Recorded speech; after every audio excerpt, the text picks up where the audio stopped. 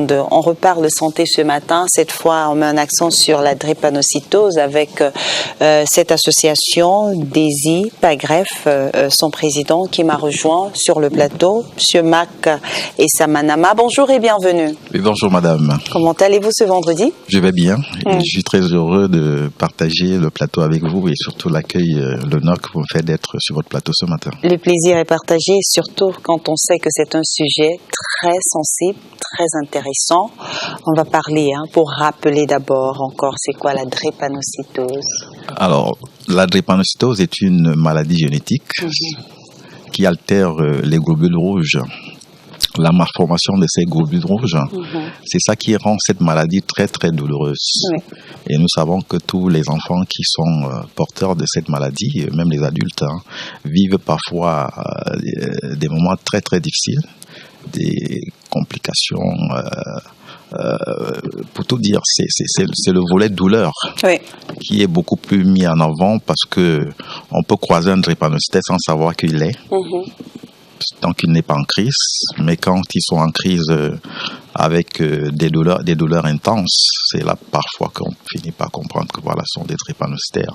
Oui. Et également parfois les yeux, avec d'autres disent il a les yeux jaunes.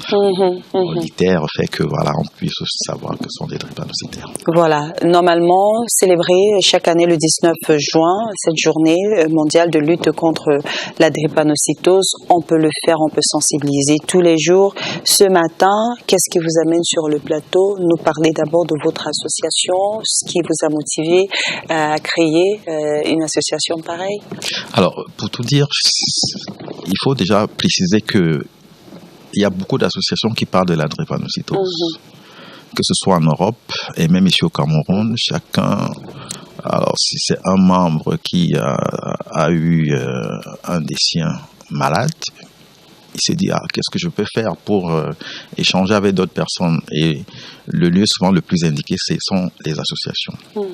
Alors, moi particulièrement, et DESI PAGREF, nous avons voulu non plus seulement revenir parler de la maladie elle-même, de commencer à réfléchir sur ce que nous pensons être ce rêve de voir un jour le plateau technique camerounais pouvoir faire des greffes.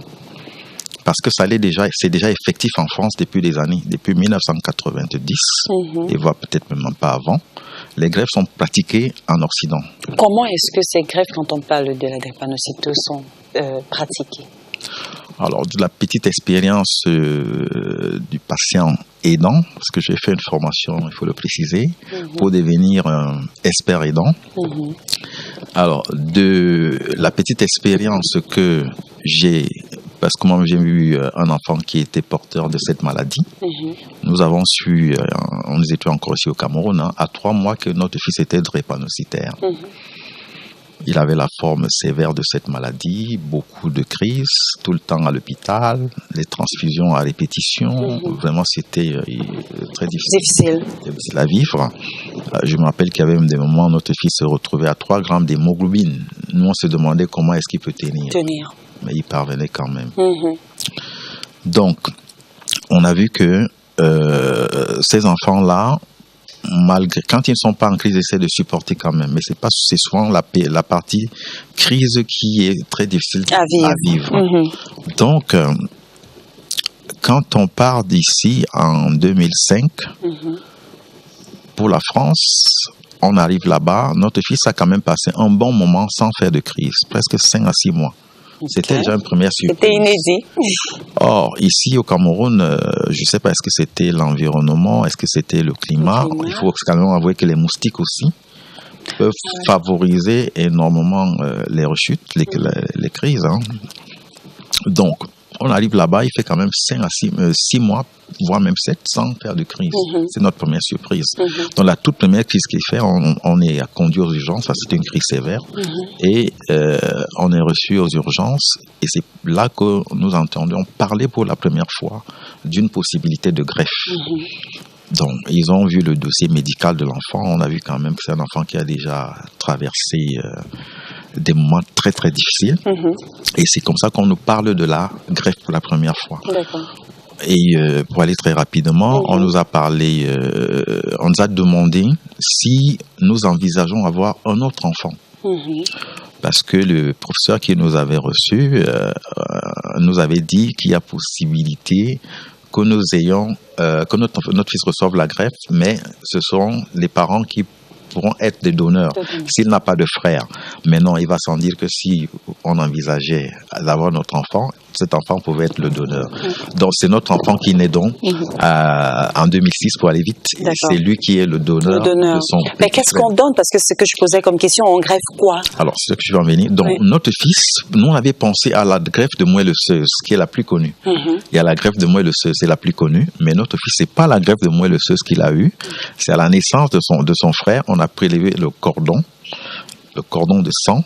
Donc c'est le cordon de sang qui a permis que on greffe son frère. Ils ont analysé, ils ont trouvé une compatibilité. Cet enfant va très bien. Il a 23 ans aujourd'hui. Il se porte très bien. Donc, en tout cas, c'est cette bonne nouvelle que vous venez, vous comprenez. On est obligé de courir parce qu'il y a autre chose à prendre. C'est cette bonne nouvelle que vous êtes venu annoncer ce matin à travers votre association. Comment est-ce que ça va se passer au Cameroun? Puis, si vous me plaisez, juste une petite précision, c'est de dire que l'association que je mets en place aujourd'hui au Cameroun, c'est pour préparer le terrain. D'accord. C'est pour dire aux parents de ne pas avoir peur de la greffe.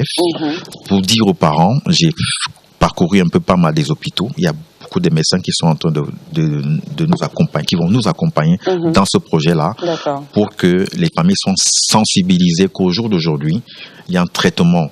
C'est pas un traitement où on va vous faire une ordonnance pour aller trouver des remèdes en pharmacie, mais il y a un traitement, c'est la greffe. Donc il y a un processus, et c'est ce processus-là que nous voulons expliquer aux familles. Voilà. Ok, peut-être un contact pour vous joindre pour ces personnes qui regardent peut-être ce matin. Alors, tout simplement, une adresse. Alors, qu'ils aillent sur le site, ils tapent desipagreffe.com. Immédiatement, ils auront toutes les informations et les différents contacts de l'association. Nous répondons et voilà. Merci beaucoup, Monsieur Mack Samanama, d'être venu avec cette lueur d'espoir sur le plateau de la matinale ce matin en parlant des drépanocytaires. Donc, le message va certainement se poursuivre et j'espère qu'à travers votre association, on pourra alléger la peine de toutes ces personnes souffrantes de la pub.